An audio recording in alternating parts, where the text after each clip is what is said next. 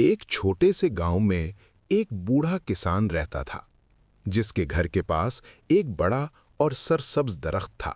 جو ہر موسم میں مختلف پھلوں سے بھرا رہتا۔ آم، سیب، انار اور ناشپاتی اس کی شاخوں سے لٹکتے رہتے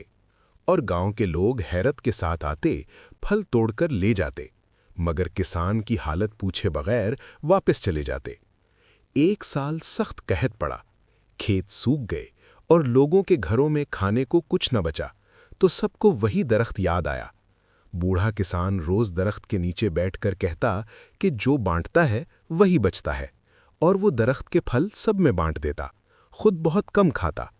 کچھ عرصے بعد بارشیں واپس آ گئیں اور زمین پھر سے ہری ہو گئی،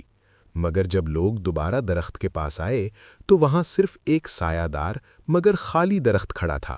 اور اس کے نیچے بوڑھے کسان کی لاٹھی پڑی تھی، جیسے قدرت یہ بتا رہی ہو کہ وہ درخت پھلوں سے نہیں بلکہ نیکی سے بھرا ہوا تھا۔